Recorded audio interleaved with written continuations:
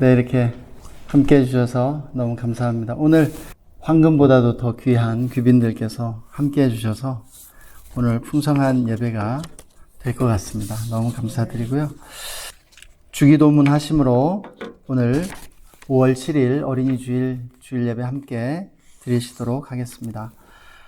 하늘에 계신 우리 아버지여, 이름이 거룩히 여김을 받으시오며 나라가 임하시오며 뜻이 하늘에서 이루어진 것 같이 땅에서도 이루어지이다.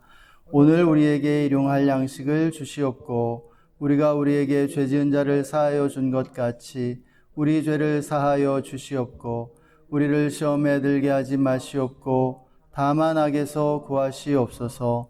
나라와 권세와 영광이 아버지께 영원히 있사옵나이다. 아멘. 예, 우리 계속해서 좀 예배를 위해서 이 시간 좀 잠시 기도하는 시간 가졌으면 좋겠습니다. 오늘 예배를 좀 주님께 올려드리면서 우리의 마음을 주님께 올려드리십시다. 우리의 마음을 정돈하고 또 이 시간 회개하면서 좀 주님의 얼굴을 구하는 시간, 또 성령의 충만함을 구하는 기도의 시간 우리 함께 하겠습니다. 하나님 아버지 감사합니다. 주님을 찬양합니다. 주님을 예배함이 기쁨입니다. 우리를 오늘 예배 가운데 불러주셔서 감사합니다. 또 이렇게 조영선 목사님, 이승범 장로님, 또 우리 이세종 목사님, 또 어머니와 우리 누님 함께 예배할 수 있도록 또 이 자리로 발걸음을 인도해 주심을 감사합니다. 주님, 모든 영광과 찬양을 홀로 받아 주시옵소서. 예, 주님, 이 시간 예수님의 보혈을 의지하고 나아갑니다. 성령님 충만하게 임하여 주옵소서. 나사렛 예수 이름으로 우리 예배를 방해하는 모든 악한 영들 꾸준히 떠나갈지어다. 잠잠할지어다. 존귀하신 주 예수님의 이름으로 기도했습니다. 아멘. 네, 우리 다 함께 기쁨으로 주님을 찬양하시겠습니다.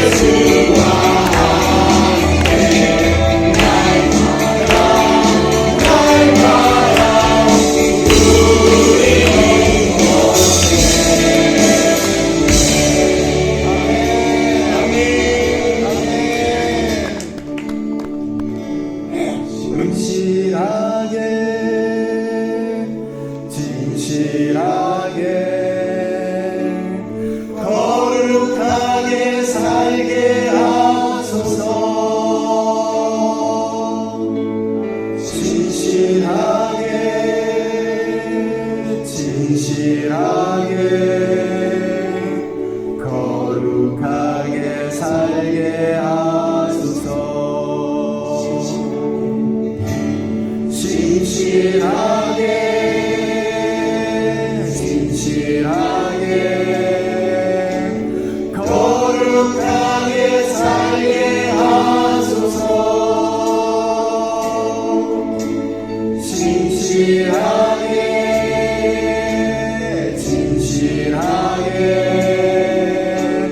거룩하게 살게 하소서. 진실하게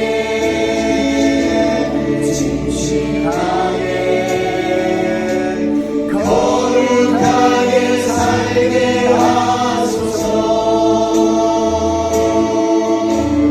진실하게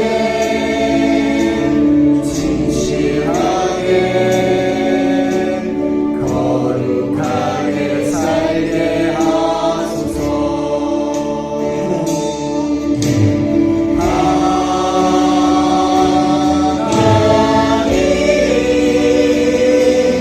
나의 마음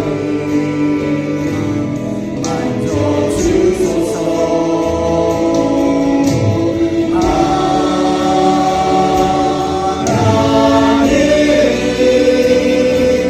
나의 영혼 새롭게 하소서.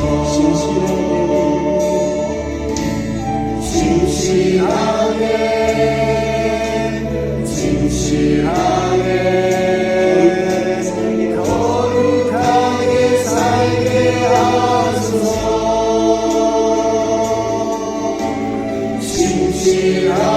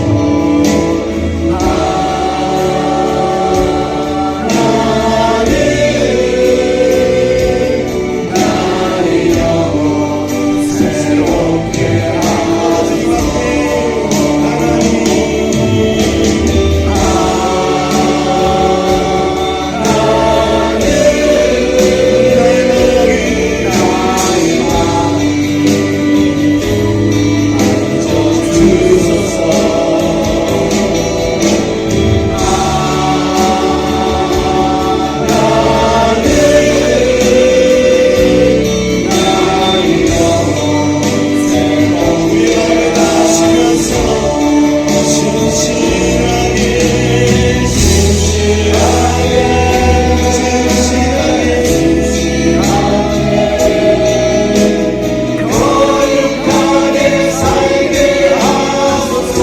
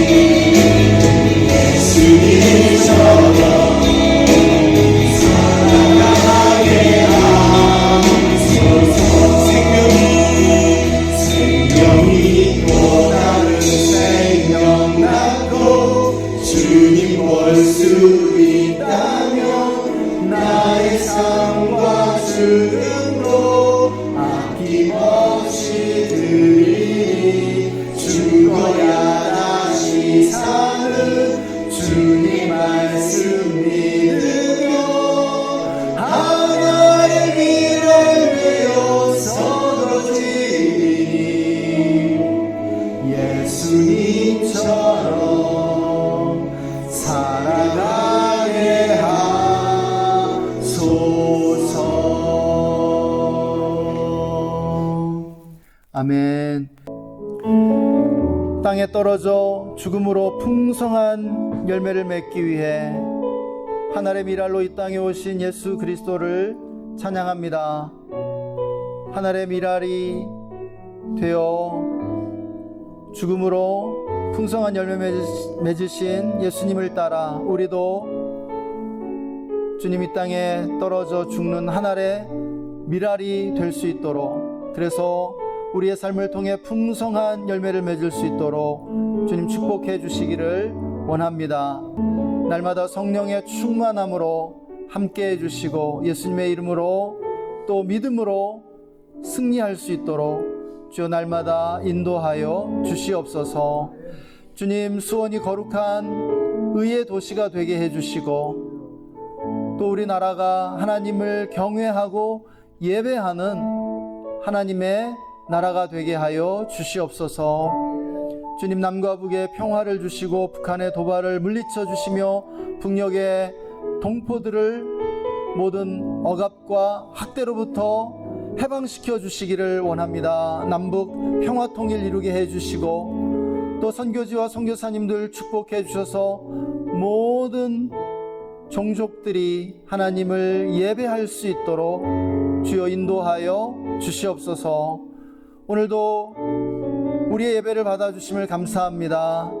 말씀 가운데 주님의 영감과 계시를 임하게 해주시고 성령님이 역사해 주셔서 우리 모두가 하나님의 음성을 듣는 귀한 시간 되게 하여 주옵소서. 감사와 찬양을 올려드리며 존귀하신 주 예수님의 이름으로 기도했습니다.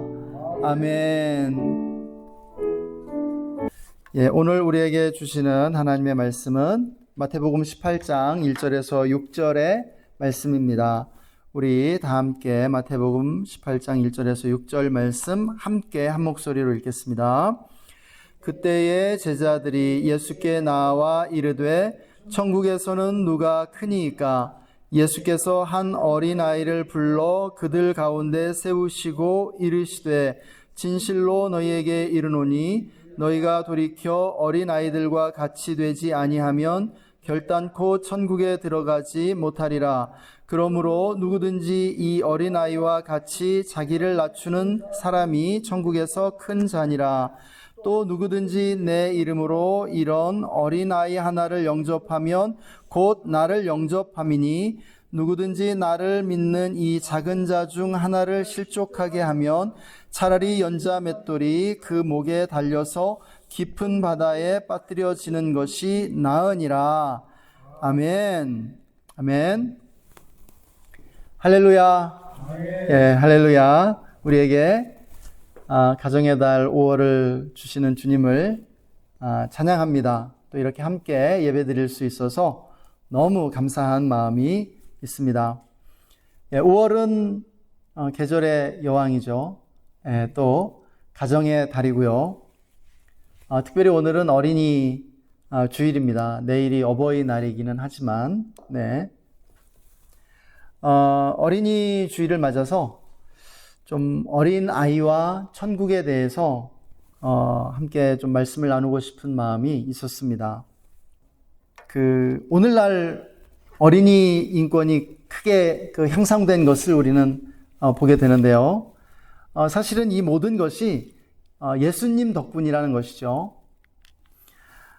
역사상 예수님처럼 어린이에게 관심을 기울이고 어린이들을 존중하시며 또 어린이를 긍정적으로 강조한 사상가나 지도자는 없었다는 사실입니다. 세상에 어떤 종교, 어떤 사상, 어떤 문화를 봐도 이렇게 어린이를 존중하고 또 어린이의 그 긍정적인 특성을 강조하지는 않는다는 사실을 우리는 발견하게 되는 것이죠. 예수님 이전에는 어린이를 어떻게 생각했을까요? 또 기독교 이외의 다른 사상과 문화들은 어린이를 어떻게 생각할까요? 대체로 같습니다. 대체로 이렇게 예수님 이전의 어린이를 본 관점이나 기독교 이외의 다른 문명, 다른 사상들이 어린이를 보는 관점이 대단히 그 비슷한 것을 보게 되는데요. 대체로 보면 어린이를 어리석은 존재로 보는 것이죠. 또 가르침의 대상으로 보았습니다. 그래서 어린이는 어른에 비해 상대적으로 가치가 없다고 그렇게 생각했죠. 무시하는 경향이 있었던 것입니다. 그래서 구약에서도 어린이를 인구조사에 포함시키지 않았죠. 여자와 함께. 또 어른들은 어린이를 때려서라도 가르쳐야 한다는 그러한 생각이 있었습니다. 구약에서도 잠언과 전도서를 보면은 그 어린이들을 이렇게 때리라고, 심지어는 채찍질하라는 그러한 표현들이 등장하거든요. 예수님 이전에 나온 표현들입니다. 예수님 이후에는 사실은 그러한 표현들이 나오지 않게 되죠. 무엇보다 심각했던 것은 구약에서도 그랬고, 또 기독교가 들어오기 이전의 한국도 그랬고요. 기독교 이외의 문명권에서도 우리가 역사를 통해 보게 되면 부모가 그 자녀를요, 때려도 전혀 문제가 안 되고요. 심지어는 죽여도 그것이 어떤 범죄로 인정되지를 않았습니다.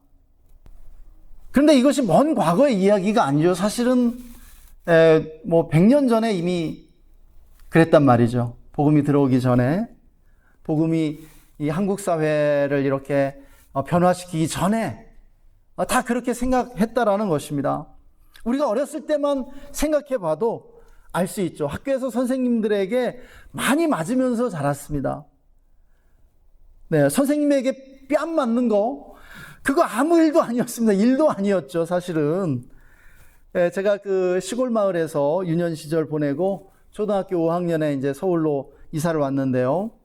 그 유교적인 잔재가 많이 그 남아 있었던 시골에서는요, 나이 든 이들, 나보다 한 살이라도 많으면은 어리다는 이유로 굉장히 그 무시했습니다. 무시를 많이 당하고 이렇게 살았던 그러한 기억이 있는 것이죠.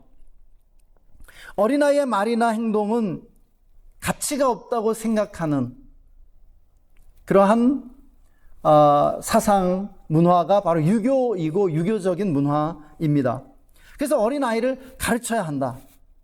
이러한 그 신념이 이렇게 내재되어 있었던 것 같습니다.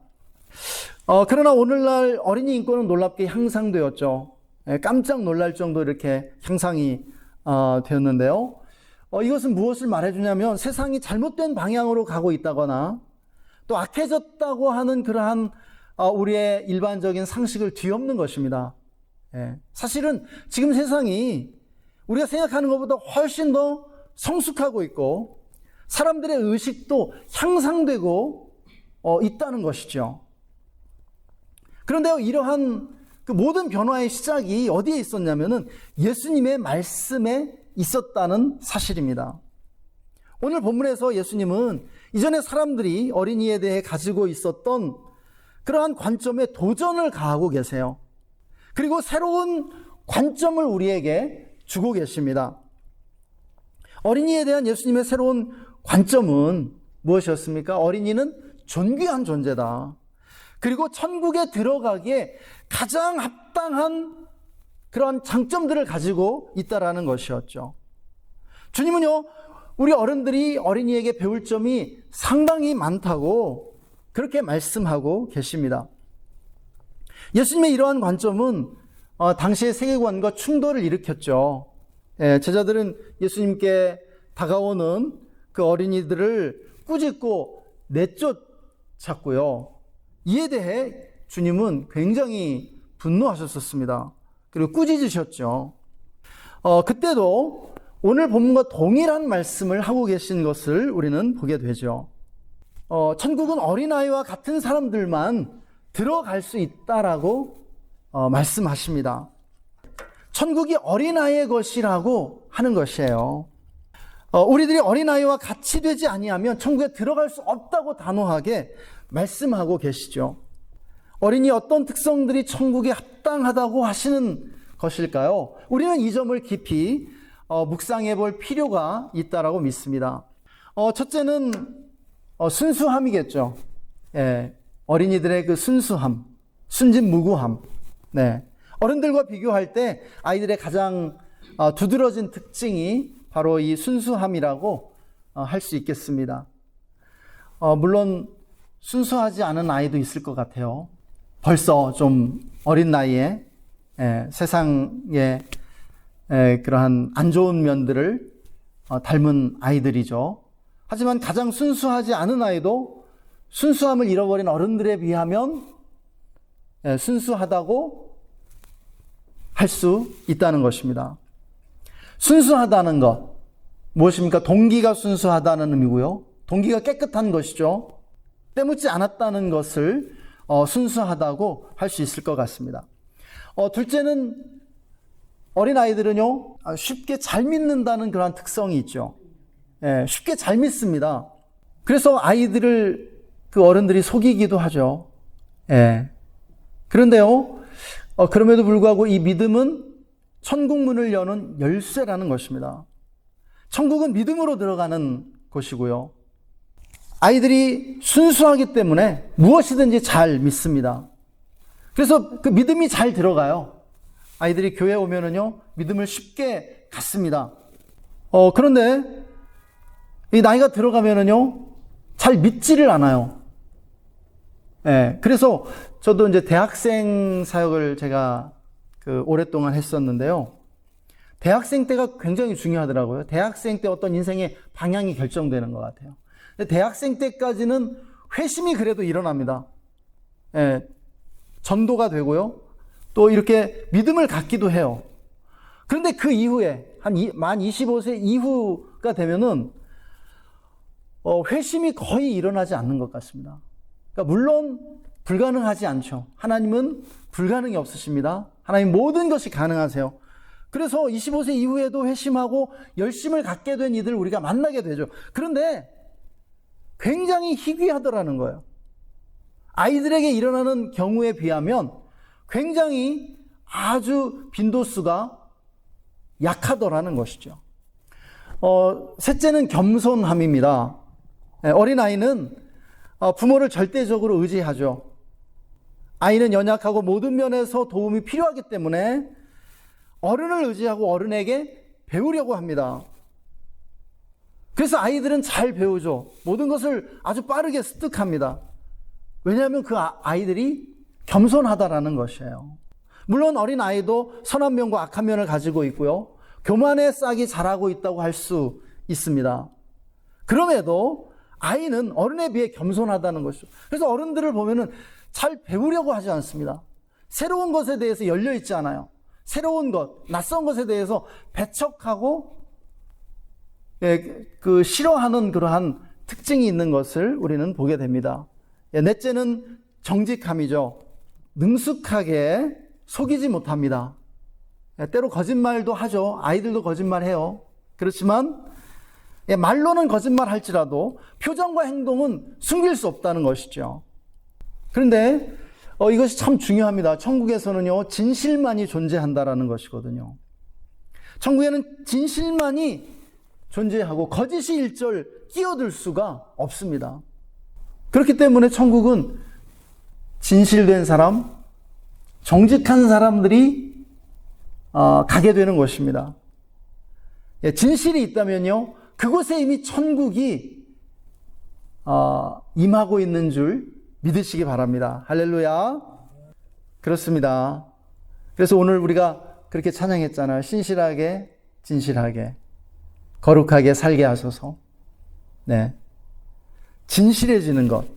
네, 이것이 참으로 중요한데 아이들은 진실하다는 것입니다. 오늘 주님은 우리에게 어린아이 같아지라고 말씀하고 계십니다. 어린아이와 같이 되지 아니하면 결코 천국에 들어갈 수 없다라고 아주 단호하게 말씀하시죠. 더 나아가 어린아이같이 자기를 낮추는 사람이 천국에서 위대한 자라고 가르쳐 주십니다. 이것은 우리에게 큰 도전이 아닐 수 없죠. 왜냐하면 우리는 자라면서 이 어린아이의 특성을 많이 이렇게 잃어버렸기 때문입니다. 천국은 어린아이의 특성과 같은 곳입니다. 어린아이의 그 특성이 그대로 녹아있는 것이 바로 천국이라는 것이죠. 그 반면에 세상은 그 반대입니다.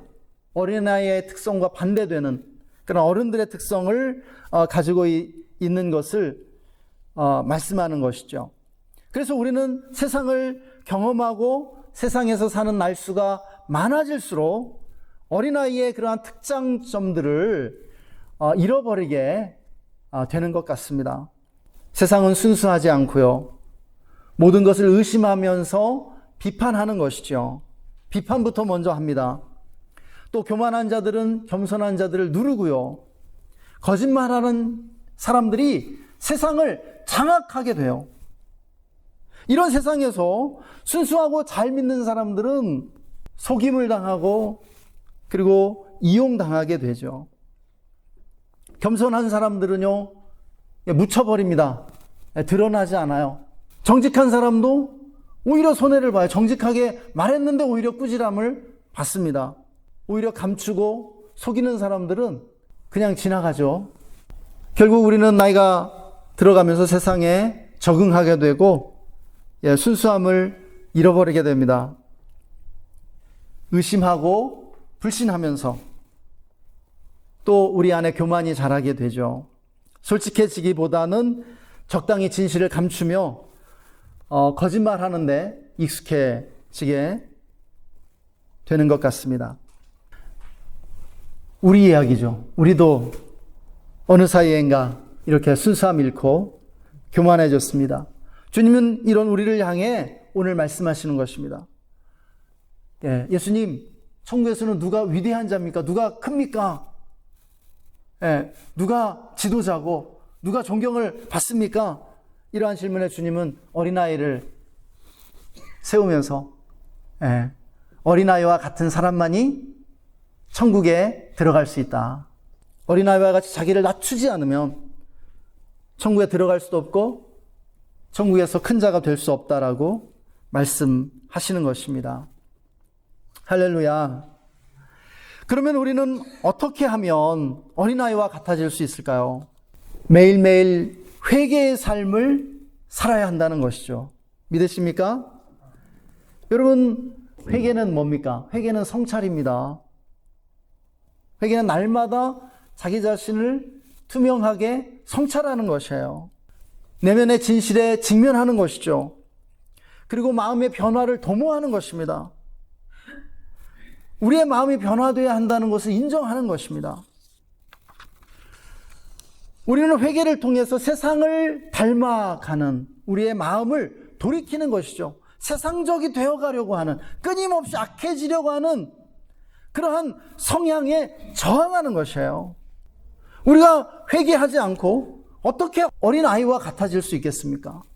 여러분, 인간에게는 어두운 면이 있습니다. 그 어두운 면, 그리고 그 악해지려는 인간의 그 죄성에 저항하는 것이 회개입니다. 회개하기로 결정할 때 우리는 지옥의 사람이 아니라 천국의 사람이 되기로 결정하는 것이에요. 그런데요, 어린아이 같아지라는 이 주님의 말씀에는 어린아이의 특성을 회복하라는 뜻 외에 또 다른 뜻이 있습니다. 우리가 그것을 알아야 합니다. 오늘 본문에서 주님은 어린아이 같아지라고 말씀하시는데요, 이 말씀은 여러분 그냥 말씀 그대로예요. 어린아이와 같아지라. 어린아이와 동등한 존재가 되라. 그러한 뜻이 있다고요. 우리 자신을 낮춰야 한다는 것입니다. 우리 문화권에서는요, 나이 어린 사람 무시합니다. 낮게 봅니다. 특별히 유교 문화권에서 더 그런 것들이 심하게 나타나죠. 주님은 어린아이의 친구가 되라고 지금 우리에게 말씀해 주고 있습니다. 그런데요, 이 중요한 점이 있어요. 여기서 어린아이를 문자적으로 14세 미만 나이의 어린이만을 가리키는 것으로 해석해서는 안 된다는 것입니다. 그렇게 해석하면 안 돼요. 무슨 말이냐면 우리 문화에서는요, 어린아이 취급을 받는 사람들이 의외로 많습니다. 그렇지 않습니까? 본문에서 주님은 작은 자와 어린아이를 지금 동급으로 동일시하고 계십니다. 작은 자. 여러분, 모든 문화권에 동서고금을 막론하고 모든 사회와 문화에는요, 이 작은 자들이 있습니다. 어린애 취급을 받는 사람들이 있다라는 거예요. 여러분, 권력자들은 민중을 어린애로 취급해 왔죠. 부자는 가난한 자들을 작게 여기고 또 어린애 취급합니다. 주인은 종을, 고용주는 비고용인을, 남자는 여자를, 선생님은 학생들을, 선배는 후배를, 고참은 신참자를, 학자들은 학식 없는 사람들을 어린애 취급해 왔죠. 지금도 마찬가지예요. 결혼한 사람은 결혼하지 않은 사람을 어린애 취급합니다. 그래서 어린아이라고 할 때, 어린아이와 같아지라고 할 때 이 어린아이는요, 사회적으로 또 문화적으로 어린애 취급을 받는 모든 사람 포함되는 거예요. 저도 다른 데 가면 어린애 취급 받을 수 있죠. 우리 모두가 마찬가지예요. 어린애로 대한다는 것이 무슨 말입니까?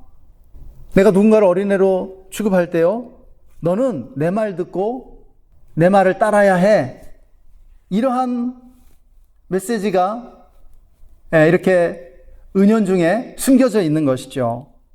우리는 어린애 취급하는 사람을 내 아래로 보고 있는 거예요. 나보다 못한 존재로 보고 있고요. 내가 가르쳐야 할 사람, 내 가르침을 받아야 할 사람으로 생각한다는 것입니다. 특별히 우리나라는 이 문화가 너무 강해요. 군대 문화도 있고요. 또 6.25 문화도 너무 심하고요. 수직적인 사회죠. 수직적인 사회일수록 어린애 취급을 받는 사람들이 많습니다. 그런데 주님이 오늘 말씀하시는 거예요. 어린애들과 같이 되라. 그들을 낮춰보지 말고 자기 자신과 동등하게 여기라는 것이죠. 오히려 그들을 존중하고 그들에게 배우라고 말씀합니다. 그 어린아이를 영접하는 자들이 나를 영접하는 것이라고 말씀하세요. 그들에게 말하기보다는 그들의 말을 들어주고 그들을 존중하고 그들에게 배우라는 말씀입니다. 여러분, 이것이 무엇인가? 이것이 천국의 겸손입니다. 이 땅에 성육신 하신 예수님의 마음인 줄 믿으시기 바랍니다. 할렐루야. 주님은 오늘 말씀을 어린 아이들을 시험에 들게 하지 말라는 말씀의 결론으로 끝맺고 계십니다. 오늘 본문은 14절까지가 한 단락이라고 볼 수 있는데요. 14절 말씀은 이렇게 끝나고 있습니다. 이와 같이 이 작은 자 중에 하나라도 잃는 것은 하늘에 계신 너희 아버지의 뜻이 아니니라. 아멘. 어린아이를 시험에 들게 하지 말라. 여러분, 이 말씀이 어떤 의미일까요? 이 말씀에도 다중적인 의미가 들어있는데요. 여기서도 어린아이는 사회적으로 어린애 취급을 받는 사람들까지를 포함하고 있는 그러한 단어입니다. 우리가 이것을 기억하면서 우리가 한 가지씩 살펴보게 되면, 첫째로 이 말씀은 어린아이들을 범죄로 이끌지 말라는 의미가 있습니다. 아이들을 타락의 길로 이끌지 말라는 것이에요. 순수한 아이들을 타락의 길로 이끄는 죄는 연자맷돌을 목에 매달고 바다에 빠뜨리는 것보다도 더 흉악한 범죄 행위라고 주님이 지금 가르쳐주고 계십니다. 연자맷돌을 목에 매달고 바다에 빠뜨리는 것으로도 모자랄 정도로 흉악한 죄라는 것이에요. 오늘날 자기의 이기심과 탐욕을 만족시키기 위해 어린아이들을 타락의 길로 이끌고 범죄를 방조하거나 동조하는 그런 어른들이 여전히 있습니다. 이런 죄는 어떤 죄보다도 크다라는 것이죠. 예를 돕기 위해 예를 하나 이렇게 들자면, 오늘날에도 가끔 이렇게 신문 사회면에 나오는 기사들이 있는데요. 미성년 제자들과 이렇게 성관계를 맺는 선생님들 혹은 기독교 청소년 사역자들 얘기입니다. 오늘 말씀은 이런 죄들은 어떤 죄보다도 추악한 죄라고 가르쳐 주는 것이죠. 왜냐하면 아이들을 타락시키는 죄이기 때문에 그렇습니다. 둘째, 이 말씀은 어린아이들에게 상처 주지 말라는 의미인데요. 어른들은 어떻게 아이들을 이렇게 상처 줍니까? 무시와 무관심을 통해서죠. 사람들이 예수님께 기도받게 하려고 아이들을 데려왔을 때 제자들이 그렇게 했습니다. 아이들에게 화냈죠. 그리고 쫓아냈습니다. 그때 주님이 오히려 제자들에게 화를 내시고 제자들을 꾸짖으셨습니다. 그리고 오늘과 동일한 말씀 해주시죠. 어른들은 아이들을 무시하고 아이들에게 무관심함으로써 아이들에게 상처를 주게 되는 것입니다. 오늘날 우리 기독교 신앙의 가장 큰 그러한 관심사는 신앙의 전수죠. 다음 세대에게 신앙을 전수해 주는 것. 지금 이것에 실패하고 있는데요. 충분히 아이들을 존중하지 않았기 때문이라는 생각이 듭니다. 강요하거나 무관심하지 않았나 하는 생각이 드는 것이죠. 아이들은요, 존중받아야 합니다. 그들은 사랑받기 위해 태어났습니다. 우리가 이것을 늘 기억하고 살았으면 좋겠습니다. 셋째로, 이 말씀은 어린아이들을 행복하게 해주라는 의미입니다. 아이들을 실족해 하지 말라, 시험에 들게 하지 말라. 이 말씀은 바꾸어 말하면은, 뒤집어 말하면 어린 아이들을 행복하게 해주라는 그러한 의미입니다. 자녀들이 행복한 가정이 정말로 건강하고 행복한 가정이고요. 어떤 사회나 조직이든 어린애 취급을 받는 사람들이 행복한 사회와 조직이 참으로 건강하고 행복한 곳이라는 말씀이죠. 그런데 어린 자녀들은 그냥 행복해지지 않습니다. 행복해질 수 있는 조건 안에서만 행복해질 수 있는데요. 문제는 아이들을 행복하게 만들어주는 조건이 매우 협소하다는 사실이에요. 그 조건을 만들어내는 것이 힘들다는 뜻이죠. 아이들은 서로 사랑하는 부모와 함께 있을 때 행복할 수 있습니다. 서로 싸우고 갈등하는 부모는요, 어떤 의미에서는 이혼한 부모보다도 못합니다. 꼭 그런 것은 아니지만, 부부 관계가 지옥이라면 아이도 지옥을 경험하게 된다는 것입니다. 부모는 아이의 삶에 천국과 지옥을 만들어내는 하나님 다음 가는 존재라는 사실입니다. 따라서 가정을 천국으로 만들기 위해서는 어른들의 희생이 필수적으로 요구됩니다. 어른들의 희생 없이 자녀들이 행복해질 수 없다는 것이죠. 여기서 희생은 특별히 서로를 인내하고 용납하며 사랑하는 그런 희생이라고 할 수 있을 것입니다. 마찬가지로 어떤 사회나 조직도 그 문화에서 어린애 취급을 받는 이들이 행복해지려면 그 문화에서 어른으로 인정받는 지도자들이 먼저 희생하는 것이 필수입니다. 오늘 본문도 사실은 그 말씀하고 있는 것이죠. 주님은 천국에서 위대한 자가 누구인지 말씀하십니다. 어린아이와 같이 자기를 낮추는 이들이라고 말씀하셨죠. 그리고 그 어린아이를 영접하는 이들이라고 말씀하셨죠. 어느 사회든 노블리스 오블리제가 되어야 그 사회가 강해지고 성장하게 되는 것이죠. 노블리스 오블리제, 사회 지도층이 먼저 솔선수범하고 자신들이 말하는 그 이상을 실천하기 위해 더 희생하는 것을 말하는 것입니다. 그러한 사회, 그러한 가정 우리가 만들어 갈 수 있기를 소망합니다. 할렐루야. 우리 시간에 함께 오늘 말씀 잠시 묵상하면서 또 적용하면서 기도하기를 원합니다. 하나님 감사합니다.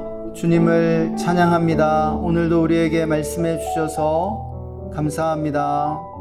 어린이를 사랑해 주신 예수님으로 인하여 감사와 찬양을 드립니다. 이 세상에 있는 모든 어린이들이 행복해질 수 있도록 이 세상을 축복해 주옵소서. 어린이들이 행복한 가정과 사회를 건설하기 위해 우리가 최선을 다해 노력할 수 있도록 축복해 주시기를 원합니다.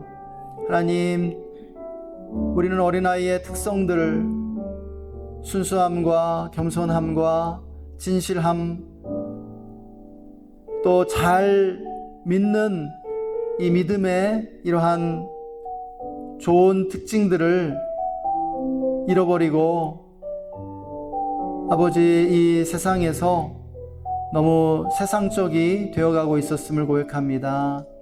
하나님, 어린아이처럼 더 순수하고 잘 믿고 겸손하며 진실해질 수 있도록 주님, 우리를 날마다 인도하여 주시옵소서. 날마다 우리 자신을 성찰하며 회개함으로 어린아이 같아질 수 있도록 축복해 주시기를 원합니다. 하나님, 또한 어린아이들을 타락의 길로 이끌지 않도록, 그리고 어린아이들을 더욱 존중하고 또 상처 주지 않으며 그들이 행복한 가정과 사회를 일구어 나갈 수 있도록 우리 모두를 인도하여 주시옵소서. 오늘도 우리에게 진리의 말씀을 주시고 우리 예배를 받아주신 하나님을 찬양합니다. 주님께 감사와 찬양을 드리며 존귀하신 주 예수님의 이름으로 기도했습니다. 아멘. 지금은 어린아이들을 사랑해 주신 우리 구주 예수 그리스도의 놀라우신 은혜와 우리로 어린아이와 같아지라 말씀하시며 어린아이들을 실족해 하지 말라고 우리에게 격려해 주시는 하나님 아버지의 영원하신 사랑하심과